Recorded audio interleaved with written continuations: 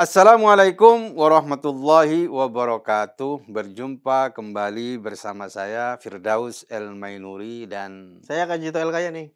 gimana kabarnya Mas Kajito? Alhamdulillah, kabar Alhamdulillah sehat ya. baik. Sehat, sehat Mas. Mas, hari ini kita akan ngaji atau Mhm. bahas soal video yang lagi viral. Jadi Hmm, video dari Gubernur Jawa Barat ya. ya, Kang Deddy Mulyadi. Jadi beberapa hari yang lalu itu ada video viral Mas. Jadi ada pendeta yang datang ke Kang Deddy. Jadi dia bercerita bahwa gereja yang dia pakai selama ini untuk ibadah akan disita oleh bank BPR ya, Hmm, Bank Pengkreditan Rakyat karena punya utang. hmm, Jadi ceritanya itu Mas, salah satu anak dari salah satu ahli waris yang punya lahan yang punya di gereja itu mhm. menjaminkan tanah itu ke bank, kemudian tidak mampu bayar dan akhirnya sama pihak bank akhirnya mau disita. Kemudian orang itu curhat ke Kang Deddy dan Kang Deddy siap turun tangan untuk menyelesaikan eh, permasalahan ini gitu Mas. Mhm. Karena menurut Kang Deddy kalau seumpamanya harus bangun gereja lagi, ini bisa berlarut-larut lagi Mas. Hmm. Belum lagi perizinannya, belum lagi nanti ada konflik sosial dan semacamnya. Jadi menurut Kang Deddy ini lebih lebih lebih mudah membayar utang yang 6 miliar itu daripada harus membangun gereja kembali. Ya, Nah, gimana nih menurut Mas Kajito nih soal pandangannya kepada Kang Deddy ini? ya. Itu contoh yang bagus ya menurut saya. Idealnya pemimpin atau kepala daerah lah itu harus begitu, responsif gitu ya. Bahkan saya melihat itu Kang Deddy itu kan eh, apa ya, karena memang penggunaan APBD sudah digunakan gitu ya, Hmm. uang pribadinya juga sudah sering digunakan, dalam hal untuk menolong itu dia akan mengkomunikasikan dengan teman-temannya, artinya memintakan sumbangan untuk membantu umat Kristen tersebut. Dia akan membuat kayak donasi Kayak gitu ya. donasi semacam itu. Artinya gini loh, pemimpin itu ya harus kayak Kang Deddy gitu, dia berpikir di luar ininya, kotaknya gitu ya.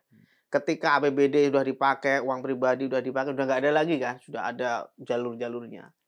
Nah, itu dia pakai uang lain yang masih memungkinkan, gitu loh. Masih bisa berpikir ke sana. Pemimpin itu begitu, jangan terbatas pada kondisi yang dia hadapi. Ini kan kontras dengan pemimpin yang lain ya, atau daerah yang lain ya. Katakanlah Menteri Agama misalnya, itu kan pemimpin juga ya kalau kita sebut. Menteri Agama itu juga selalu kepentok dengan kondisi atau keterbatasan. Misalnya dia ingin menengahi konflik antar agama misalnya, ya dia hanya bisa mediasi.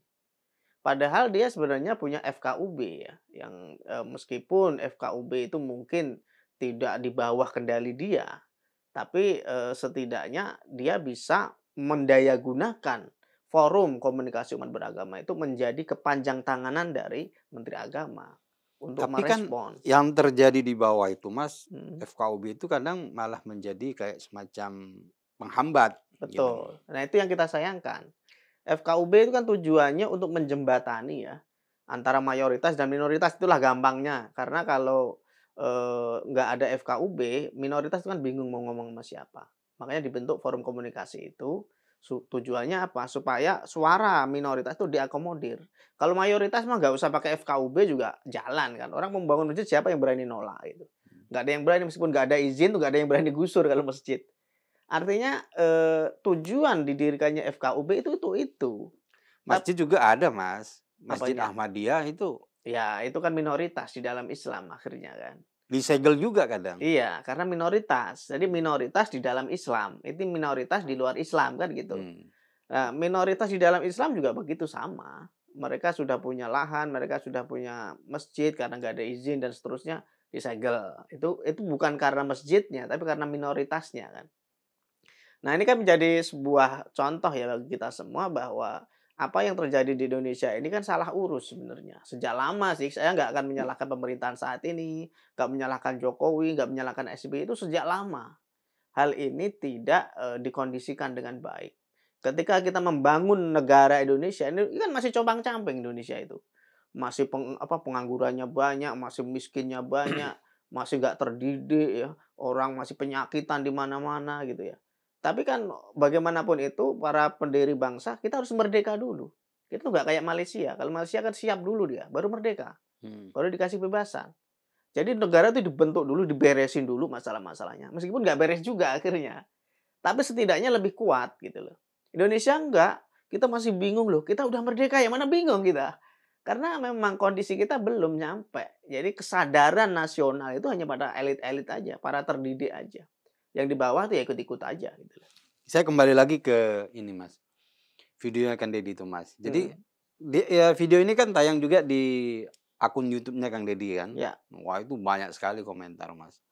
Jadi video itu dikomentari banyak netizen, banyak yang komentar positif. Jadi bahkan di situ Mas mengatakan saya tuh muslim, siap memberikan donasi untuk membebaskan untuk menyelamatkan gereja itu. mmm, Jadi yang komentar itu bukan hanya non muslim saja. Jadi banyak yang netizen yang baik itu muslim maupun non muslim yang ikut berkomentar dan siap untuk memberikan donasi pada mmm, agar gereja itu tidak disita gitu iya loh, iya, Mas. Dan ada juga netizen yang bilang, "Wah, ini contoh pemimpin yang benar," iya gitu. iya, "Ini yang adil, yang mengedepankan kemanusiaan dan mhm toleransi. mhm, Ini nih pemimpin yang seperti disebutkan dalam Al-Qur'an." betul, Jadi contoh Nabi juga seperti itu. mhm, Jadi ada netizen yang menyebut salah satu ayat ini, Mas. Jadi, surat Al-Maidah ya. Saya sebutkan bismillahirrahmanirrahim. Ya ayyuhalladzina amanu kunu qawwamina lillahi syuhada'a bil qist wa la yajrimannakum syana'anu qaumin ala alla ta'dilu. I'diluhu aqrabu littaqwa wattaqullah innallaha khabirum bima ta'malun. Wahai orang-orang yang beriman, jadilah kamu penegak kebenaran karena Allah, menjadi saksi dengan adil, dan janganlah kebencian kamu terhadap suatu kaum mendorong kamu untuk berlaku tidak adil. iya, Berlaku adillah karena adil itu lebih dekat kepada takwa, bertakwalah kepada Allah, sesungguhnya Allah Maha mengetahui apa yang kamu kerjakan. Jadi di sini menurut netizen Kang Deddy itu sudah menjadi pemimpin yang adil. betul. Gimana Mas? Nah, ini yang sangat kita sayangkan ya untuk pemimpin yang lain, terutama yang muslim. Mereka mungkin bahkan nggak sadar kalau ayat ini ada di Quran gitu loh. Hmm. Karena kebanyakan dai juga jarang menggunakan ayat ini. Mungkin pernah Somad ya, Abdul Somad pernah membaca ayat ini kalau nggak salah. Tapi dai-dai yang lain jarang. Ataupun kalau mereka menyebut, mereka tidak meresapi maknanya. Tujuannya apa sih? Kita harus bersikap adil. Adil itu kepada siapa aja kan Ya. gitu. Mereka pasti cenderung adil kepada diri sendiri, pada keluarga, pada kelompoknya. Mereka nggak berpikir out of the box bagaimana bersikap adil kepada lian, kepada yang lain, kepada non muslim gitu ya. Itu nggak sampai ke sana. Nah, ini yang membuat masyarakat kita sebagian ya, nggak semua sih, sebagian masyarakat kita masih pikirannya masih terkotak-kotak gitu. Mereka nggak bisa bersikap adil. Bahkan kalau mereka ingin membantu pembangunan gereja, mereka takut. Nanti jangan-jangan kita membantu kesyirikan. Nah, Nah, benar. gitu kan. Membantu kemusyrikan. Membantu kemusyrikan. Dan itu dianggap berdosa, Mas. Itu dianggap berdosa oleh mereka. Ini kan kacau. Padahal itu adalah salah satu contoh untuk bersikap adil. Kalau sebagai pemimpin, sekat-sekat seperti ini kan nggak ada ya. Karena pemimpin itu nggak kenal halal haram seperti saya sebutkan. Deddy Mulyadi tugasnya mengabdi kepada masyarakat apapun bentuk agamanya, bentuk warnanya, apapun kelompoknya. Selama dia rakyat, dia harus dibantu, ditolong, kan gitu. Itu contoh ya dari Deddy Mulyadi. Dan ini sangat tepat dengan ungkapan ayat tadi bahwa bersikap adil itu lebih dekat kepada takwa. Takwa itu kan sesuatu yang sangat susah untuk dicapai ya. Karena memang apa sih takwa itu? Itu masih sesuatu yang abstrak gitu loh. Hmm. Makanya ada pendekatan-pendekatan lain yang dilakukan. Ada yang bilang anadzafatu minal iman, kebersihan dari iman. Ada yang bilang macam-macam lah. Artinya ada bagian kecil yang mendukung bagian lebih besar seperti itu ya. Nah, adil itu juga begitu. Seperti kebersihan mendukung daripada keimanan, adil juga bagian yang mendukung daripada ketakwaan. Artinya gini, orang itu nggak takwa kalau kamu nggak adil. Nggak adil ya. Sama seperti kamu nggak akan beriman kalau kamu kotor, suka kotor-kotor. Kenapa? Karena kamu kalau ingin beriman secara kafah, kamu harus bersih. An-nadhafatu minal iman itu maksudnya begitu. Begitu juga dengan ini, i'dilu huwa aqrabu littaqwa, berbuat adillah, karena berbuat adil itu lebih dekat kepada takwa. Memang dia bukan manifestasi dari takwa itu sendiri. Takwa itu kan takut kepada Allah itu kan. Iya. Nah, adil itu bagian dari itu atau proses menuju ke sana gitu loh. Ini yang dilupakan orang. Orang berpikir kalau mereka sudah sholat, sudah sedekah, sudah puasa, sudah haji, sudah beriman ya, Mhm. ya itu sudah bertakwa lah. Padahal proses bertakwa itu nggak semudah itu. Salah satunya tadi yang disebut Quran harus adil gitu loh.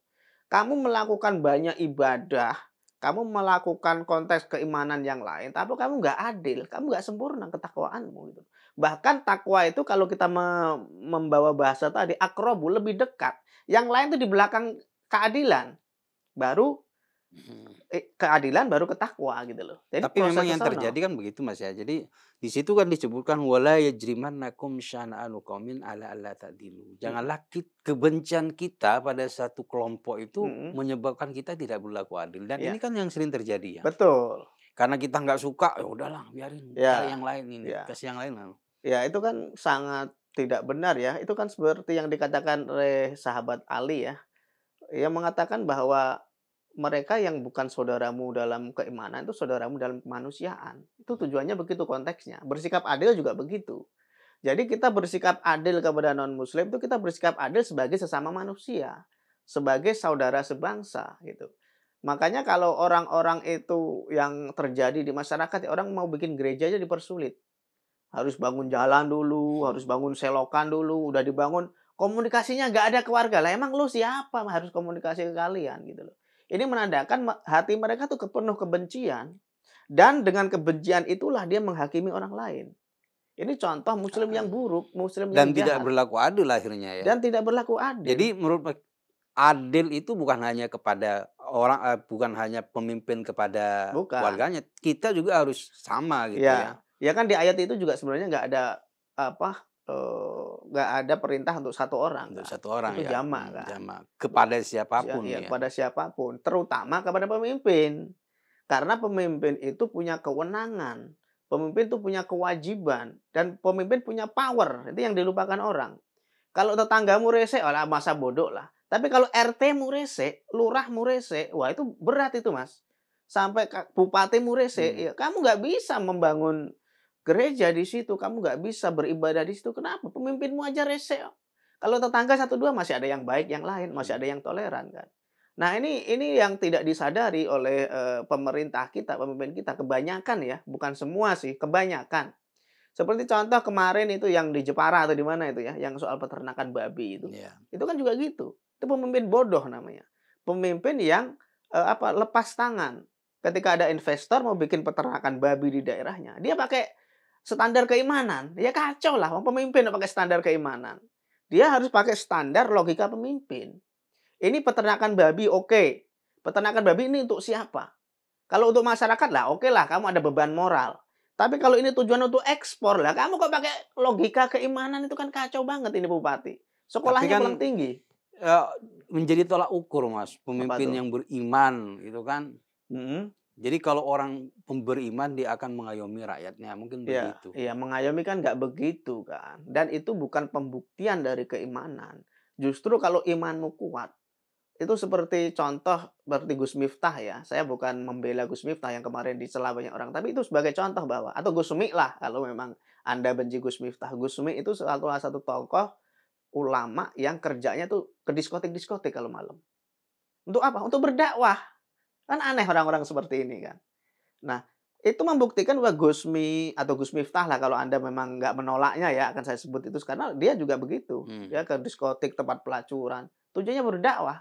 Kalau mulutnya kadang-kadang kotor ya ke bawah karena dia sering ngobrol sama pelacur, ngobrol Mhm. sama penjudi, pemabuk ya Karena kebiasaan. lingkungannya seperti itu gitu Ya mungkin ya. lingkungannya seperti itu, jadi kebawa mungkin ya. Mhm. Tapi kalau kita membawa apa istilahnya, konteks keimanan, orang-orang ini sangat kuat, Mas. Dia kumpul pelacur tapi nggak melacur. Dia kumpul pemabuk tapi nggak mabuk. Dia Mhm. kumpul penjudi tapi nggak judi. Justru ingin berdakwah. Itu kan luar biasa. Dan mereka nggak mencela orang yang didatangi. "Oh, kamu pelacur masuk neraka." Nggak gitu ya, digamparin juga kalau ngomong gitu kan. Ya dia ngomong baik-baik, ya kalau kamu udah tua, buka usaha, jangan melacur terus, atau jagalah kesehatan, atau ya meskipun kamu pelacur ya, kalau masih bisa sholat, sholat. Kalau masih bisa ngaji, ngaji, kan gitu. Ada perbuatan dosa, ada perbuatan pahala, kan Hmm. gitu. Siapa tahu nanti diampuni. Kan dai yang baik, orang beriman yang baik tuh begitu. Kepada non-muslim juga begitu. Kalau imanmu kuat, kamu justru akan berteman dengan mereka. Kamu akan memahami keimananmu dari keimanan mereka. Karena Tuhan itu mengutus banyak nabi ya. Dan kita bisa belajar, oh ternyata ajaran Yesus tuh begini. Selain yang bertentangan dengan akidah ya. Yesus tuh isinya kecintaan, kasih sayang. Ajaran Kristen tuh kasih intinya. Jadi Kristen yang ortodok atau Kristen yang apa ya, pengajaran paling dasar mereka, itu kan kalau kamu ditampar pipi kananmu, kasihkan pipi kirimu. Ajarannya memang begitu, ajaran kasih. Kan pernah ada pertempuran di mana tuh, Andalusia atau di mana.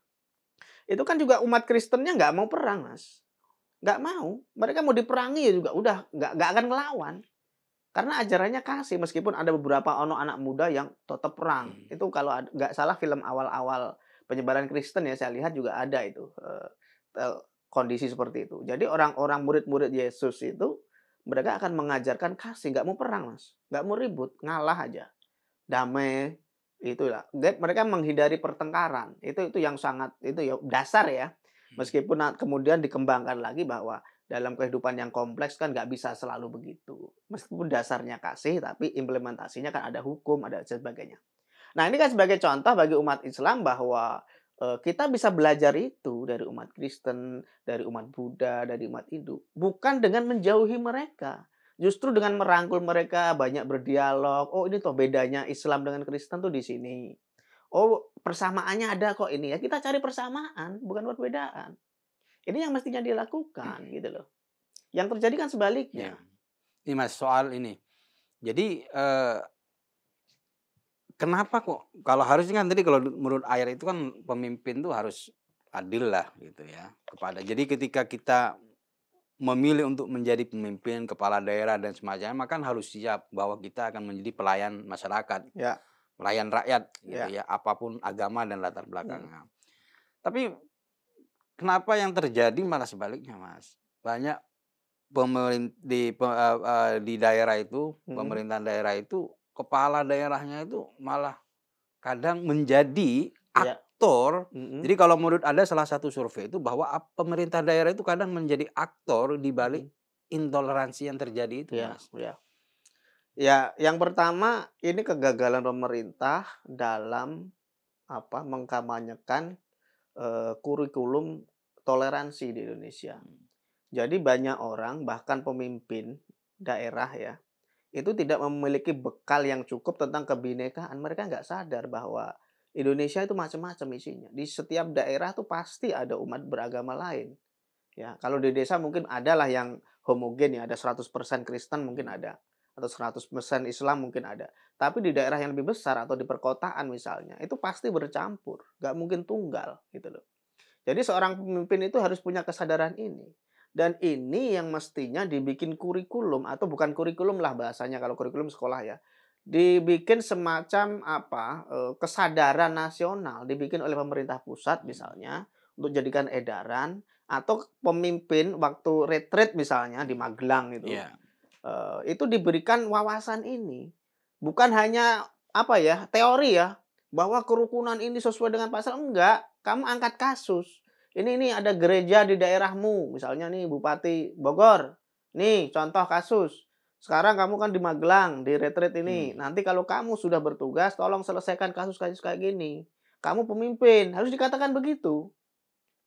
Pakai kasus, jangan pakai metode dengan apa, teori-teori, nggak akan nyambung dengan nggak relate mereka. Di Hmm. Papua juga gitu, ini ada orang Islam mau bikin, masjid di Masjid. daerah ini, sama masyarakat ditentang. Ini kamu harus sebagai pemimpin harus punya kesadaran nasional, harus begitu. Indonesia itu Bhinneka Tunggal Ika. Jadi kamu sebagai pemimpin nggak ada istilah halal haram. Kamu tuh sah dan tidak sah. Kalau dia nggak melanggar undang-undang, nggak melanggar peraturan, itu tinggal dikomunikasikan dengan masyarakat. Dan itu tugas pemimpin begitu. Ini harus begitu. Ini yang tidak dilakukan. Jadi banyak pemimpin yang nggak sadar bahwa ini Indonesia loh. Indonesia itu luas banget dan majemuk. Indonesia itu plural, Indonesia itu macam-macam isinya. Ini negara bersama. Nah, itu yang pertama. Jadi mereka nggak sadar dengan wawasan kebangsaan ini yang sudah kita lupakan dulu ya. Kalau dulu kan ada P4 istilahnya Hmm. zaman kita. Sekarang udah nggak ada kan. Nggak tahu kalau sekarang diadakan lagi. Nah, kemudian yang kedua, selain mereka tidak memiliki kesadaran, mereka juga takut. Nah, itu kebanyakan begitu. Dan ini mungkin yang paling sering terjadi, Iya, Mas. itu yang paling sering Takut terjadi. karena desakan Heeh. massa atau salah Iya. ormas lah yang Ya, mungkin mereka tahu, wong mereka terdidik, banyakan tuh ada yang sarjana gitu kan, bukan orang bodoh-bodoh banget atau setidaknya SMA lah.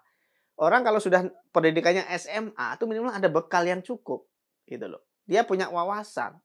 Tapi kalau dia punya wawasan bahwa Indonesia ini negara yang beraneka ragam dijadikan satu, kenapa mereka masih berbuat tidak adil? Karena mereka pengecut ternyata. Contohnya yang di Jepara tadi kan saya ambil bukti bahwa bupati itu takut untuk bentrok dengan masyarakatnya, bahkan dia nggak berani mengedukasi. Dia nggak berani memberikan informasi kepada masyarakat, takut dibenci. Kalau dibenci nanti kan nggak dipilih lagi. Begitu yang dipikirannya ya begitu. karena kan di sana mayoritas muslim, Ya, pemilih dia mayoritas ya, muslim. Karena itu, Mas, itu yang ya. menjadi salah satu kekhawatiran. Terus yang Kekhawatiran. kedua belum lagi dengan ormas-ormas itu. Betul. Nah, ini kan masalah komunikasi sebenarnya. Kalau mereka masyarakat itu diberi pemahaman yang benar bahwa peternakan babi di Jepara itu untuk ekspor, selesai. Ekspor, kamu juga nggak akan kuat tuh beli daging yang mahal ini. Ini tujuannya untuk ekspor. Nah, kalau pemahaman ini diberikan dengan baik, saya yakin kok masyarakat itu nggak akan menentang. Kenapa mereka menentang? Karena ada provokator. Jadi saya curiga ormas-ormas keagamaan ya, itu bukan sebagai penyambung lidah, tapi justru dalam sentimen keagamaan ini jadi provokator. Saya menduga begitu ya. Kenapa begitu? Karena kalau ormas keagamaan ini yang isinya pemuka agama di suatu daerah, mereka terjun menenangkan, nggak akan ada provokasi, Mas. Hmm. Takut masyarakat, Mas, sama kiai, sama pendeta, sama ustadz, takut, Mas, mereka. Kiainya bilang nggak boleh, itu udah takut. Kebanyakan masyarakat ya, karena mereka selain ulama, mereka biasanya dituakan di kampung, di daerah gitu ya. Ini yang tidak terjadi. Malah sebaliknya, eee, ormas seperti MUI itu mengatasnamakan masyarakat gitu loh. Sebagai tameng mereka, masyarakat menolak kok. Makanya saya bikin fatwa, kan gendeng gitu namanya. Kamu bikin fatwa oke, tapi harus logis dan Hmm. realistis. Harusnya kan begitu, Mas. Ya harusnya kan ada yang menjembatani tadi ya. Betul. Jadi pemimpin itu ada yang netizen itu, "Ah, ini pemimpin yang benar, Mhm. yang mendukung langkah Kang Deddy itu, pemimpin tuh harus menjadi jembatan." Betul. Jadi di mana ada konflik, di mana di situ ada ya biasalah konflik antar Ya, baik itu antar agama, pemimpin ya. harus turun dan menjadi jembatan gitu ya. Iya. Makanya saya mendorong pemerintah ya, lagi-lagi Menteri Agama ya. Saya nggak tahu siapa yang punya tupoksi ini, yang punya power, yang lain kayaknya nggak ada ya. Tapi Menteri Agama juga memble. Maksud saya begini loh, Menteri Agama itu harus membuat sebuah pendidikan kilat, katakanlah begitu ya, atau sebuah, kalau seminar kurang pas ya, itu harus pendidikan kepada kepala-kepala daerah. Nah, ini siapa yang bisa? Presiden tentu saja kan. Materinya tentu dari Menteri Agama dan lain-lain, Mendagri dan lain-lain, untuk memberikan edukasi, pemahaman kepada kepala daerah ini. Kepala daerah nanti diedukasikan lagi ke bawah sampai ke RT ya, lurah, RT, camat, lurah, RT gitu kan. Supaya mereka bisa memberikan edukasi lagi sekali lagi kepada masyarakat, pemuka agama dan masyarakat gitu loh. Hmm. Nah, isinya apa? Diklat atau apalah ya, yang diberikan oleh pemerintah pusat ke kepala daerah ini adalah pemerintah daerah harus menjadikan konflik agama itu sebagai prioritas untuk ditangani. Selama ini kan enggak. Konflik agama atau hal-hal yang menyinggung mayoritas itu sesuatu yang sangat dihindari oleh pemerintah daerah. Mereka main aman. Ngapain saya ngurus itu sampai pusing? Saya nggak dapat apa-apa, energi saya habis, waktu saya habis, uang saya habis untuk bereskan hal itu dan nggak beres. Mereka dihindari akhirnya. Ya sudah biar eee, secara alami aja terjadi masyarakat mau demo, mau ngelemparin batu, mau bakar ya silakan kalau udah ramai nanti kan pusat juga turun. Akhirnya begitu pemikirannya. Nah, ini yang harus dijadikan sebuah apa, muatan, bahan bagi kepala daerah oleh pemerintah pusat, diperintahkan kepada pemerintah daerah untuk menyelesaikan. Jadi di-list saja, kan ada tuh Setara Institut yang bikin Ya, data, tinggal data. diambil, dihadirkan di situ Setara Institut dan macam-macam untuk memberikan materi. Misalnya di Jepara, oh ini ada aksi kekerasan, atau kebijakan pemerintah yang nggak pro, seperti peternakan babi itu yang Hmm. ditolak hanya gara-gara dia nggak paham gitu loh, bahwa pemerintah itu nggak kenal halal haram. Dan dia harus berkomunikasi secara intensif dengan masyarakat bahwa peternakan ini untuk ekspor, itu tidak dilakukan. Nah, hal-hal gini yang harus jadi PR. Dan itu Karena harus gini Mas, mohon maaf. Jadi ketika gini Mas, ketika pemimpin itu salah mengambil mhm, kebijakan, maka kan ini akan berdosa Mas. dosanya di mana? Jadi karena mengambil kebijakan tadi itu, Mhm, kebijakan peternakan babi iya, kan, karena kan di dalam Islam itu nggak boleh. Ketika mhm, mengambil kebijakan yang salah iya, dan ini akan berdosa dan iya, dosanya bisa jadi dosa jariah Mas. iya. Ini, pertanyaan yang bagus ya, tapi jawabannya juga sederhana. Gus Baha pernah ditanya hal semacam ini. Jadi untuk melakukan sesuatu, ternyata kita juga melakukan sesuatu yang lain dan berdosa. Gitu loh. Kita berbuat baik, tapi gara-gara kita berbuat baik ternyata ada perbuatan lain yang gara-gara itu kita menimbulkan dosa di Hmm. wilayah lain. Contohnya gini, atau ginilah, Gus Baha mengatakan bahwa kita tuh nggak mungkin bisa melakukan segalanya. Contoh Gus Baha ketika menghadiri undangan, santrinya nggak ada yang ngajar, Mas. Itu kan dosa juga berarti kan. Oh, Nggak betul. ngajar, kewajibannya ngajar. Tapi di sini dia juga mengajar gitu loh. Artinya dalam satu waktu Gus Baha melakukan perbuatan baik sekaligus perbuatan yang kurang baik di tempat yang lain gitu loh. Kita kan sering begitu begitu juga kan. Kalau kita mengerjakan ini, yang lain akan tidak terkerjakan dengan baik. Hmm. Makanya apa yang perlu kita lakukan dalam kondisi seperti itu? Kita harus punya skala prioritas. Oh. Mana yang harus kita lakukan? Nah, sebagai kepala daerah itu kan mewakili semua umat beragama. Dia nggak hanya mewakili agamanya sendiri, dalam hal ini Islam. Dia juga mewakili agama lain. Makanya sebagai pemimpin daerah, dia nggak boleh mengedepankan keimanannya. Dia nggak boleh mengedepankan ego kelompoknya. Dia harus melepaskan itu. Saya pemimpin, saya bupati. Saya bukan Muslim, saya bukan Kristen, saya bukan Buddha, saya bukan Konghucu. Tidak, saya pemimpin, saya bupati. Saya harus mengayomi semua agama itu, gitu loh. Dalam kasus Jepara itu misalnya Bupati Jepara, dia juga harus begitu. Dia nggak boleh memakai istilah halal haram dulu, jangan. Wong pemerintah kok halal haram. Pemerintah boleh mungut pajak dari judi, pemerintah boleh mungut pajak dari tempat hiburan malam, pemerintah boleh mungut pajak dari tempat karaoke. Dari hal-hal yang dalam agama itu nggak boleh, pemerintah boleh. Dari minuman keras, Hmm. pemerintah boleh. Dan itu nggak kenal dosa, Mas. Pemerintah kok dosa itu gimana ininya? Nggak ada gitu loh. Karena yang disebut dosa dan nggak dosa itu individu. Jadi pemerintah nggak bisa diterapkan sebagai pelaku dari perbuatan dosa tadi. Misalnya pemerintah mengimpor buku Injil misalnya kan. Misalnya ya, contoh ya karena memang terbatas dan yang bisa melakukan hanya pemerintah atau BUMN misalnya yang harus diimpor misalnya, sesuatu yang bagi mayoritas bertentangan misalnya kitab suci agama lain. Nah, itu kan sebenarnya kalau orang Islam terus dia harus dikait-kaitkan dengan kemusyrikan tadi kan bermasalah. Kan logikanya begitu kan? Ya. Atau dia harus mengimpor babi tadi, kemudian babi ini untuk dikonsumsi oleh non-muslim atau diolah lagi untuk diekspor lagi kepada negara-negara lain. Kan begitu. Ini pemerintah semacam ini atau perusahaan negara semacam ini nggak bisa diberlakukan logika halal haram personal gitu loh. Karena sekali lagi mereka mewakili komunal kelompok. Jadi perbuatannya itu di satu sisi mungkin bertentangan dengan umat Islam, tapi di sisi lain nggak bertentangan dengan Kristen, nggak bertentangan dengan Katolik, dengan Konghucu, Hindu, Buddha. Artinya apa? Dia nggak salah pada akhirnya karena ada skala prioritas. Hmm. Dia memprioritaskan masyarakat daripada sisi personalnya sebagai seorang Muslim. Dan ini yang nggak terjadi, Mas. Makanya saya kadang heran di Indonesia ini, kenapa ya orang-orang itu kok mereka tahu sebenarnya lah, mustahil lah mereka nggak tahu. Mereka pasti punya perasaan juga. Kalau misalnya kejadian di Padang atau di mana itu, yang tempat ibadah dirusak itu, tempat doa itu Iya, di dirusak itu, yang Padang. anak-anak Hmm. sampai trauma itu. Nah, Itu kan sebenarnya sebagai manusia, kita kalau anak kita diperlakukan seperti itu kayak apa? Keponakan kita diperlakukan ngamuk kita.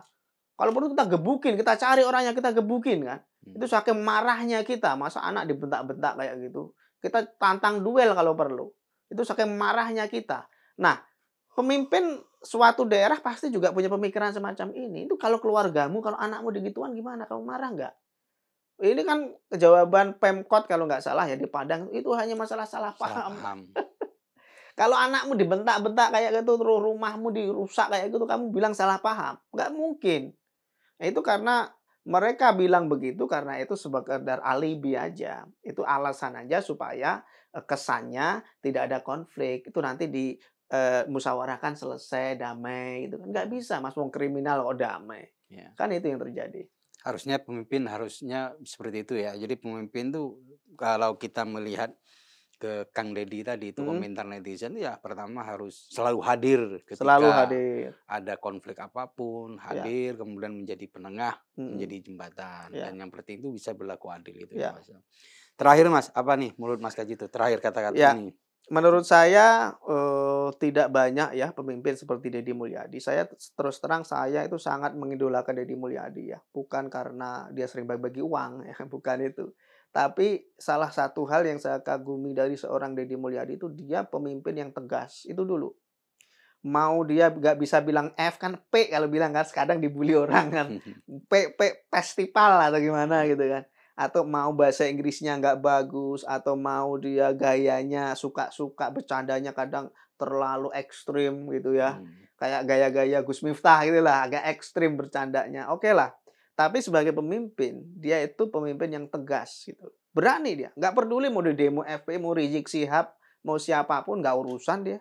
Sekali dia meyakini itu benar, dilakukan.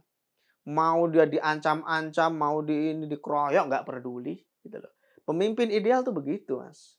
Kamu sekali menjadi pemimpin, kamu harus punya mental pemimpin. Kamu harus tegas, kamu harus berani. Pemimpin daerah yang lain itu kan cemen kebanyakan, Mas. Penakut mereka itu. Mereka main aman, mereka menghitung, keuntungan politik. Kalau seandainya dia bentrok dengan mayoritas, takutnya nanti nggak kepilih. Deddy Mulyadi bentrok dengan mayoritas, konflik dengan FPI, nggak masalah jadi gubernur kok, meskipun sebelumnya pernah kalah ya. Ya. Ya kalah karena dia jaringan aja kan, masalah, taktik aja gitu. Tapi kita lihat di periode selanjutnya dia menang. Artinya apa? Pemimpin daerah yang takut-takut kepada mayoritas ini mestinya berkaca di sana. Bahwa elektabilitasmu itu tidak hanya ditentukan oleh konflik tadi dari mayoritas tadi. Hanya saja kamu harus bisa memanage itu dengan baik gitu loh. Kamu harus bisa berkomunikasi dengan baik, kamu harus bisa menyelesaikan itu dengan baik dan tentu saja kamu jangan arogan. Pemimpin arogan ya pasti kamu akan dimusuhi oleh Hmm. pemilihmu, kan begitu. Jadi menurut saya, terkait dengan hal-hal semacam ini, saya tuh kasihan dengan minoritas Mas di Indonesia ini, terutama umat Kristen ya. Karena yang sering terjadi, pelarangan ya, terus Pembubaran. pembubaran ibadah itu umat Kristen. Jadi mereka mau bikin tempat ibadah aja dipersulit, giliran mereka beribadah di rumah nggak boleh. Nah ini maunya gimana? Kan repot gitu loh. Makanya saya meminta kepada semua pemimpin, terutama, kepala daerah ya, termasuk juga di sini Menteri Agama ya. Menteri Agama yang meskipun nggak berguna, mereka itu aparatur negara, mereka setidaknya punya, andil lah, punya pemikiran lah. Kalau kalau paling enggak bikin surat edaran lah, itu paling ringan kamu itu, nggak perlu effort luar biasa, ada duitnya kok. Nah, itu kamu bikin surat edaran, bikin surat imbauan, kamu himbau ke masyarakat, ke pemerintah daerah untuk memberikan semacam oase, semacam perlindungan kepada masyarakat minoritas karena bagaimanapun ini negara bersama. Ini Indonesia kita gitu loh. Kita nggak boleh semena-mena, kita nggak boleh menang-menangan, kita harus melindungi mayoritas. Kalau kesulitan seperti yang Melindungi terjadi tadi, minoritas. melindungi minoritas. Kalau ada yang kesulitan seperti gereja yang mau Disita. disita bank tadi, kita harus ikut menyelesaikan gimana caranya. Itu tanda kalau kita memang, ideologi negara kita itu Pancasila, bukan ideologi keagamaan tertentu. Kira-kira Ya. gitu. Terima kasih, mantap Mas Kaji itu. Sama-sama. Penonton Cokro TV, demikian ngaji pinggir jurang kali ini. Kami hanya ingin mengajak Anda melihat isu atau persoalan keislaman dari berbagai sudut pandang, dari beragam penafsiran, agar kita tidak terjebak pada pemikiran yang kaku, yang sempit, yang mudah menyalahkan atau mengkafirkan kelompok lain. Mari kita jaga kerukunan dan hargai perbedaan. Wassalamualaikum warahmatullahi wabarakatuh.